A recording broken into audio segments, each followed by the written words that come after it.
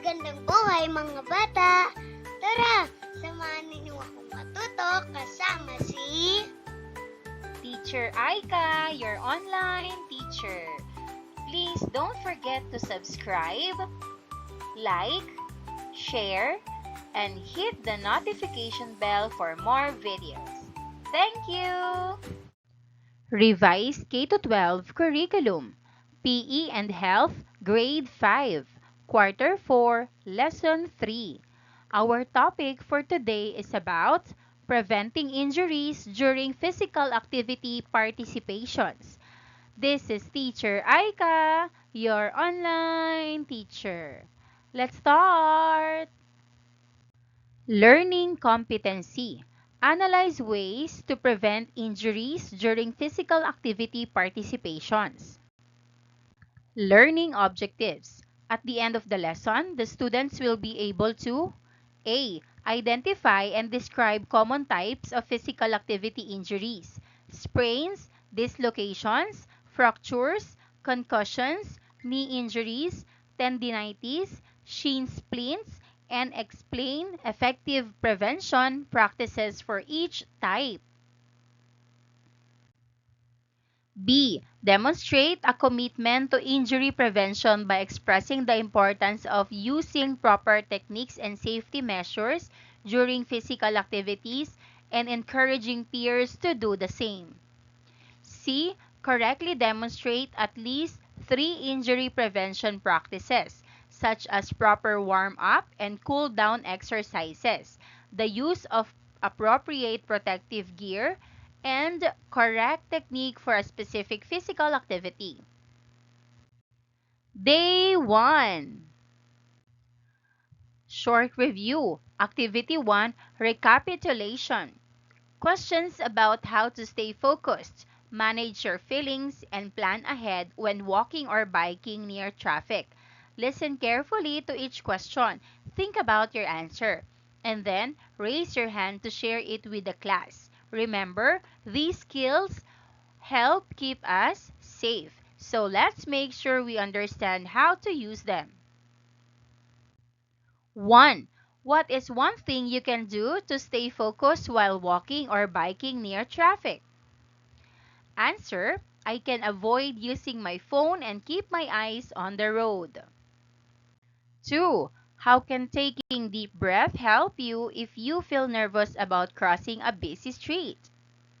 Answer: taking deep breath helps me calm down and think clearly before crossing. 3. Why is it important to plan your route every time you start walking or biking somewhere? Answer: planning my route helps me choose safer paths and avoid dangerous roads. Activity 2. Identifying common body parts injured during physical activities. 1. Observe the body chart or poster presented by the teacher. 2. Identify a commonly injured body part. Raise your hand and when called upon, point to and name it. 3. Explain why this body part is prone to injury. Knee. The knee is easily injured because we use it a lot when running, jumping, and playing. It can get hurt if we fall or land the wrong way. Shin. The front part of your leg between your knee and your foot. Hydrate. To make your body absorb water or other fluid.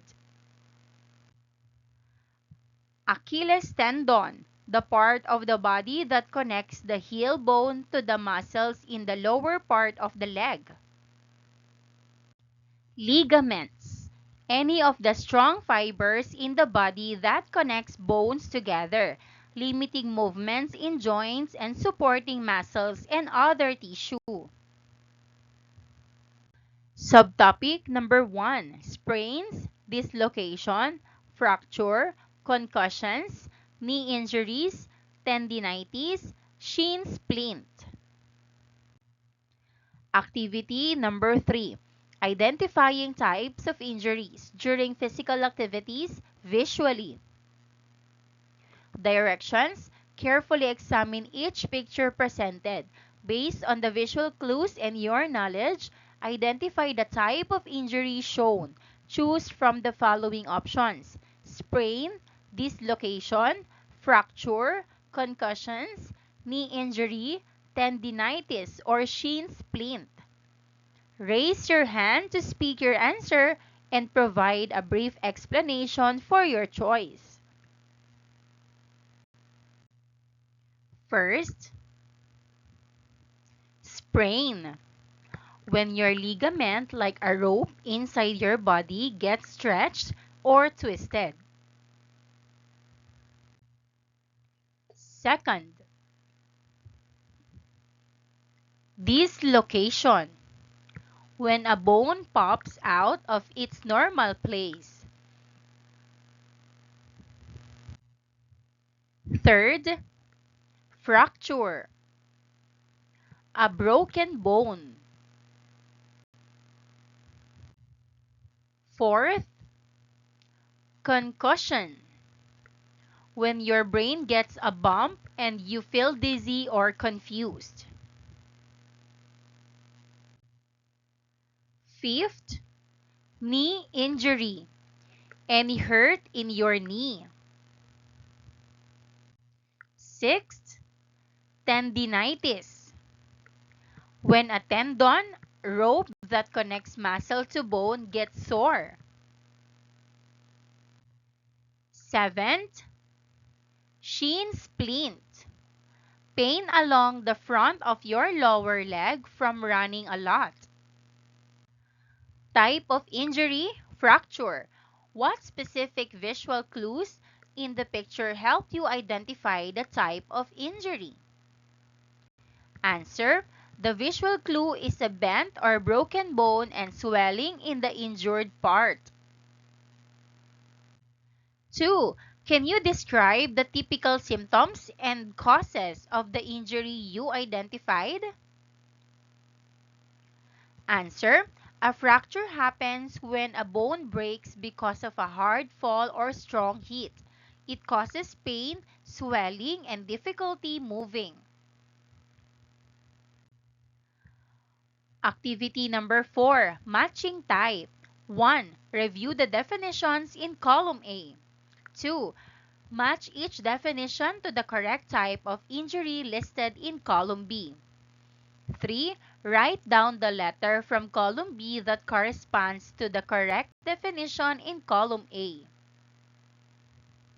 Here are the choices for column B. A. Concussions. B. Tendinitis.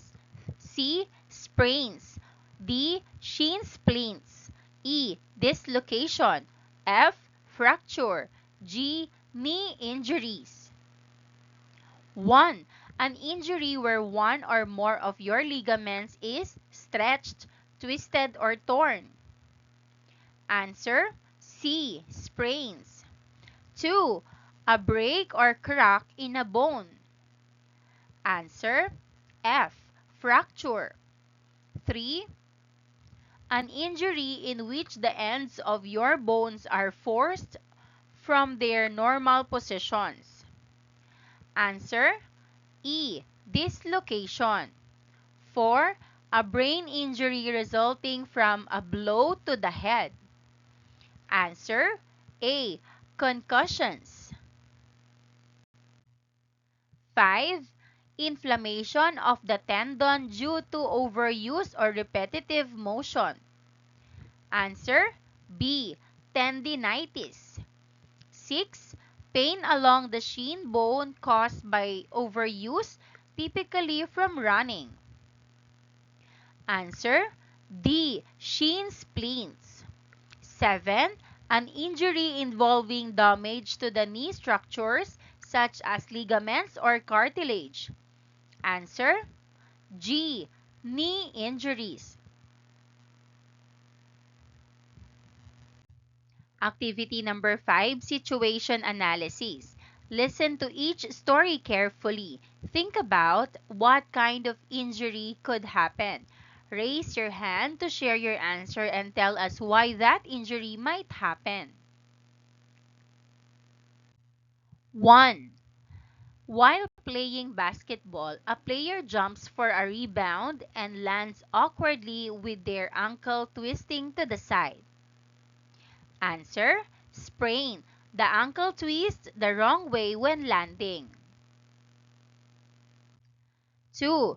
During a soccer match, a player attempts a slide tackle with their body in the wrong position, leading to an awkward collision and fall hitting their head. Answer: concussion. The player hits their head after the fall. 3. A runner makes a sudden sharp turn without properly positioning their body, resulting in immediate pain in their knee. Answer: knee injury. The knee hurts because of the sudden sharp turn. 4. A gymnast performs a flip but lands with their knees locked and body weight shifted incorrectly, causing a twist in their arm as they try to break the fall. Answer: dislocation. The arm twists badly while trying to break the fall. 5. A tennis player uses poor technique holding their racket at the wrong angle repeatedly for hours without breaks, leading to a constant dull ache in their elbow. Answer: tendinitis. The elbow hurts from repeated wrong movements. Day 2, subtopic number 2, injury prevention practices. Explain and share your understanding about the quotation and share your brief personal story from each of you about a time prevention helped avoid a problem. Prevention is better than cure. It means it is better to be careful and avoid getting hurt than to suffer and get treated later. Directions: list 3 techniques and best practices you do and avoid to prevent injuries while participating in your chosen physical activity. First column, 3 techniques and best practices you do to prevent injuries. 1. I warm up and stretch before playing. 2. I wear proper shoes and safety gear. 3. I follow the rules and play carefully. Second column, 3 techniques and best practices you avoid to prevent injuries. 1. I avoid running on slippery surfaces. 2. I avoid lifting heavy things by myself to prevent injuries. 3. I avoid using the wrong technique. How can I prevent a sports injury? The following are some basic steps to prevent a sports injury. 1. Develop a fitness plan that includes cardiovascular exercise, strength training, and flexibility. This will help decrease your chance of injury. Number 2. Alternate exercising different muscle groups and exercise every other day. 3. Cool down properly after exercise or sports. It should take 2 times as long as your warm-ups. 4. Stay hydrated. Drink water to prevent dehydration, heat exhaustion, and heat stroke. 5. Stretching exercises can improve the ability of muscles to contract and perform, reducing the risk of injury. Each stretch should start slowly until you reach a point of muscle tension. Stretching should not be painful. Aim to hold each stretch for up to 20 seconds. 6. Use the right equipment or gear. and wear shoes that provide support and that may correct certain foot problems that can lead to injury. 7. Learn the right techniques to play your sport. 8. Rest when tired. Avoid exercise when you are tired or in pain. 9. Always take your time during strength training and go through the full range of motion with each repetition. 10. If you do sustain a sports injury, make sure you participate in adequate rehabilitation before resuming strenuous activity. Lesson activity: preventing injuries in physical activities. 1. You will work in small groups to analyze ways to prevent injuries during physical activities. 2. Each group has an assigned specific physical activity and identifies potential injury risk associated with it. 3. They will then brainstorm and list preventive measures, such as proper warm-ups, using correct equipment, and maintaining good technique. 4. After 20 minutes, each group will present their findings to the class, followed by a brief discussion on the effectiveness and feasibility of these preventive measures. Group 1, pickleball. Group 2, tumbang preso. Group 3, cheer dance. Group 4, basketball. Group 5, patintero. Learners' takeaways. 1. What are some important safety steps you can take before starting any physical activity to help prevent injuries? Answer: I can warm up, stretch, and check the place if it is safe before playing. 2. How does wearing the right gear, like helmets and pods, help keep you safe during sports and other physical activities? Answer: wearing the right gear protects my body from hits and injuries. 3. Why is it important to follow the rules and use proper techniques while playing sports to avoid getting hurt? Answer: following the rules and proper techniques helps me play safely and avoid accidents. Reflection on learning. How has understanding the importance of proper equipment and gear changed the way you prepare for physical activities? And what specific gear will you now always remember to use? Answer: understanding proper equipment helps me prepare better and be more careful before playing. I will always remember to use proper shoes, helmet, and pads for safety. Instruction: answer 10 multiple choice questions to test your understanding of preventing injuries during physical activity. Read each question carefully and choose the best answer from the options provided. 1. What are the three common types of injuries that can occur during physical activity participation? Answer: C. Sprains, dislocations, and fractures. 2. Which of the following is not a recommended practice for preventing injuries during physical activity? Answer: C. Pushing through pain to reach fitness goals. 3. What is the best way to prevent knee injuries during physical activity? Answer: D. Strengthening the muscles around the knee through exercise. 4. Which term refers to the inflammation of a tendon often caused by overuse or repetitive motion?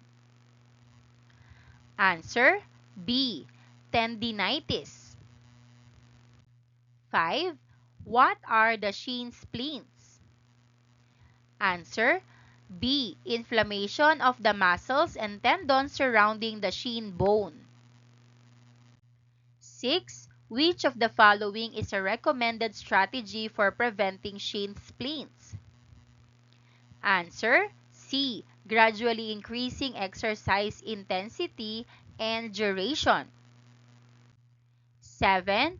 What should you do if you suspect someone has sustained a concussion during physical activity? Answer B. Have them rest and seek medical attention immediately. 8. Which of the following is not a component of injury prevention practices? Answer C. Avoiding medical checkups. 9. True or false? Concussions are serious head injuries that can occur during physical activity, especially in contact sports like football and soccer. Answer true. 10. True or false? Using proper form and technique during physical activity can help prevent injuries such as sprains and strains. Answer true. Maraming salamat sa panonood! Huwag kalimutang i-like at mag-subscribe para sa higit pang educational content. I-click ang bell icon para ma-update ka sa ating mga bagong video. Salamat!